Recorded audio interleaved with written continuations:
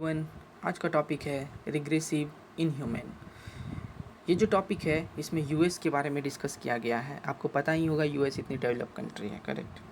तो यहाँ पे जो रिग्रेसिव का मतलब हुआ कि आप पीछे जा रहे हैं, मतलब कुछ डिसीजन के कारण आप बहुत पीछे होते जा रहे हैं, और साथ में इनह्यूमन भी होते जा रहे हैं, मतलब किसी के लिए मतलब आपको चिंता नहीं है, कोई फ़र्क नहीं है, क्रूएल आप कह सकते हैं। तो ये किस चीज़ के लिए, जो यूएस सुप्रीम कोर्ट रिमूव कर दिया राइट टू एबॉर्शन, इस संदर्भ में बोला गया है। By removing the constitutional right to abortion, US Supreme Court put itself on the wrong side of liberty. जो सुप्रीम कोर्ट है, जो कॉन्स्टिट्यूशनल राइट था एबॉर्शन का, इसको हटा देने के बाद जो है सुप्रीम कोर्ट जो है मतलब एक गलत रास्ते पे आ गया है। फ्रीडम को लेकर के जो उनका नज़रिया है फ्रीडम को लेकर के, वो गलत साबित हो रहा है। When a democracy rolls back a constitutional right that has been placed for almost half a century, it must consider itself in a deep peril.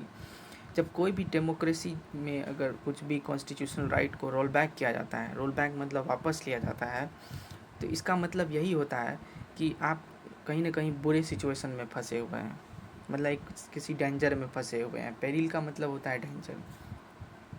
The US stand at the Froude juncture now. अब यहाँ पे US जो है ना एक ऐसे point of time में फंसा हुआ है कि आप कह सकते हैं कुछ डिसीजन नहीं ले पा रहा है, ठीक है।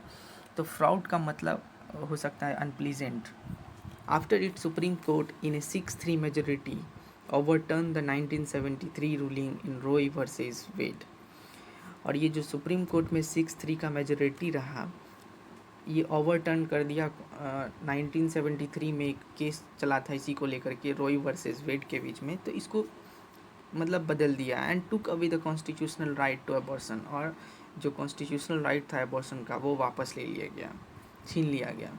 इन वन ब्लो मतलब एक ही झटके में, on June 24 it withdraw from women anywhere in the country their right to reproductive and bodily autonomy.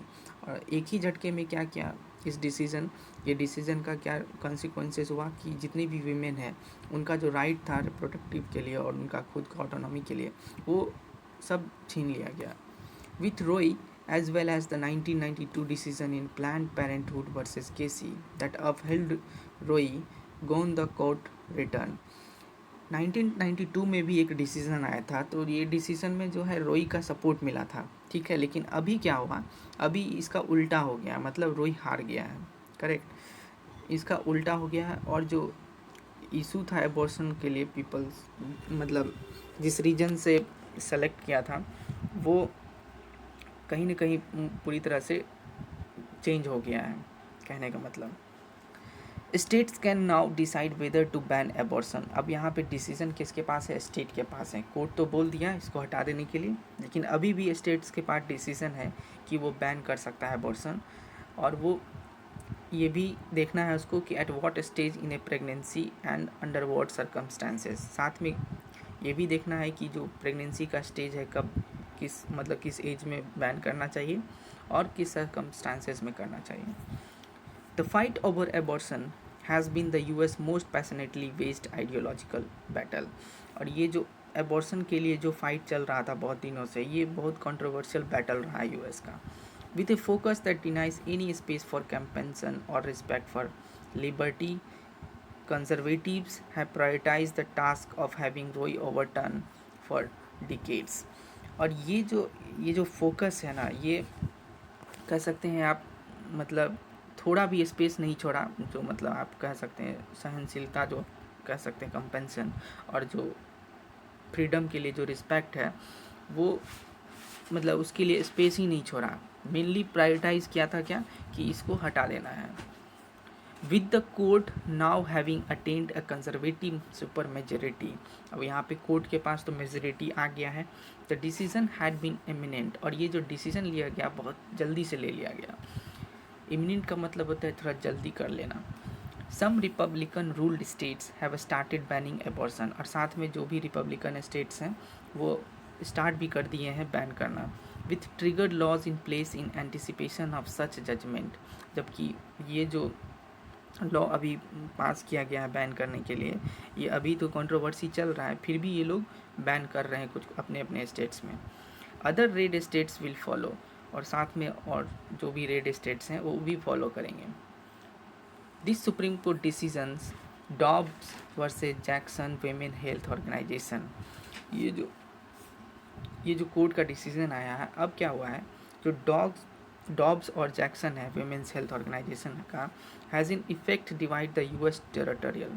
इसके कारण क्या हुआ है, ये दोनों की मतलब आप कह सकते हैं जो यूएस का टेरिटरी है वो कहीं ना कहीं इफेक्ट हो रहा है, मतलब बढ़ रहा है। States where women have the right to abortion and the those where they do not, मतलब कहने का मतलब ये हुआ कि कुछ स्टेट्स में जो है अबॉर्शन का तो राइट है लेकिन कुछ स्टेट्स में नहीं है।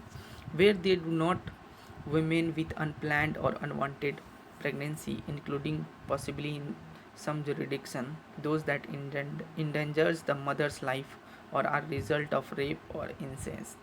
अब यहाँ पे एक रीज़न दिया गया है, अगर अनप्लान्ड प्रेगनेंसी, अनवांटेड प्रेगनेंसी जो होता है और साथ में कुछ जुरिडिक्शन के कारण कुछ मदर का जो लाइफ का जो रिस्क रहता है और रेप का भी एक रीज़न दिया गया है, ये सब कारण से अबॉर्शन करवाता है। अगर यही लॉ अगर बैन कर दिया गया है तो ये सब नहीं होगा, मतलब आप फिर अबॉर्शन नहीं करवा सकते हैं।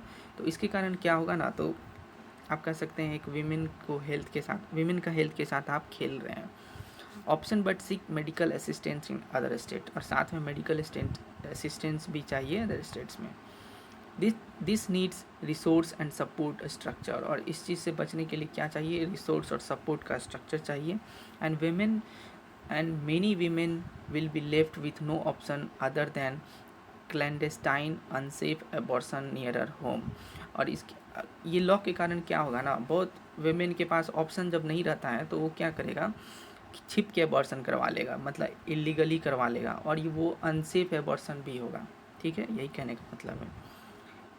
क्लैंडेस्टाइन का मतलब होता है आप इलीगल तरीके से अबॉर्शन करवा रहे हैं या कुछ करवा रहे हैं।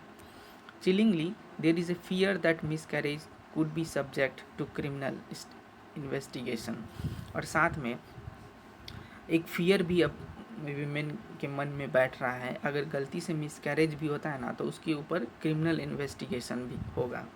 ऑन ए पॉजिटिव साइड, अगर पॉजिटिव साइड की बात करें, major US companies and some states have started offering financial support to employ and help for out of state abortion seekers who seek medical intervention in abortion supporting states। और एक positive बात इसमें क्या हो रहा है कि जो बड़ी बड़ी यूएस में कंपनीज़ हैं और कुछ स्टेट्स हैं वो फाइनेंशियल सपोर्ट भी ऑफ़र कर रहे हैं एम्प्लॉय को कि आप एबॉर्शन से दूर रहें, जो भी मेडिकल आपका होगा खर्च वो कंपनी देगी। This will however make already bitter partisan polarisation worse, और इसके कारण क्या होगा ना, और साथ में जो पोलराइजेशन है ना वो मतलब कहीं ना कहीं ख़राब होगा, कहने का मतलब बढ़ जाएगा दो पार्ट में। It must also alarm Americans that the logic of Dobbs, और अमेरिकन को एक थोड़ा सा एक हिंट मिला, जो डॉब का लॉजिक है उनका कहना था that abortion is not mention in the US. उनका ये मानना था कि अबॉर्शन सब जो है ना यूएस में है ही नहीं, इसीलिए ये चाह रहे हैं कि हट चुका है already. Constitution and is not covered by the landmark of 14th amendment of 1868 that safeguard liberty has open the process for other rights to be taken away. और जो वहाँ का कॉन्स्टिट्यूशन है 14th अमेंडमेंट किया गया था 1868 में, जिसमें कि लिबर्टी को सेफगार्ड मतलब डेमोक्रेसी को, फ्रीडम को सेफगार्ड किया जाएगा।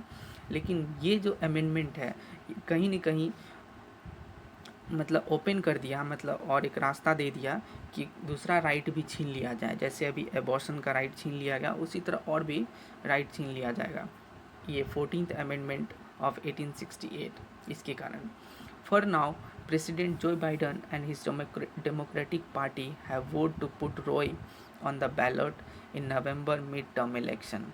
अब यहाँ पे प्रेसिडेंट बाइडन के पास और उनकी पार्टी के पास एक ही ऑप्शन है कि रॉय को ना इलेक्शन में, जो मिड टर्म इलेक्शन होने वाला है उस टाइम कुछ किया जाए।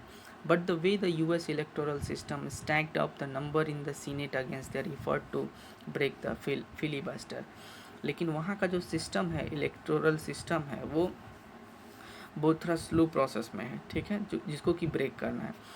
The effort to protect women will likely be carried out incrementally. और जो एफर्ट है वीमेन को प्रोटेक्ट करने के लिए ये धीरे धीरे बढ़ाया जाएगा. Legal challenges at multiple levels, जो कि लीगली चैलेंज किया जाएगा, जो भी सुप्रीम कोर्ट का डिसीजन है उसको चैलेंज किया जाएगा बहुत जगह पे. And support to women in red states, और वीमेन जो भी रेड स्टेट्स में वीमेन रह रही है उनको सपोर्ट किया जाएगा.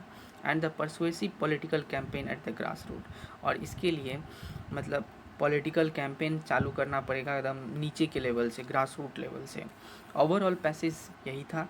अगर आपको समझ में आए तो प्लीज़ सब्सक्राइब कर दें चैनल को, और आपको वर्ड्स जो भी हैं इसमें वो कैब हैं वो आपको डिस्क्रिप्शन बॉक्स में मिल जाएगा. Thank you.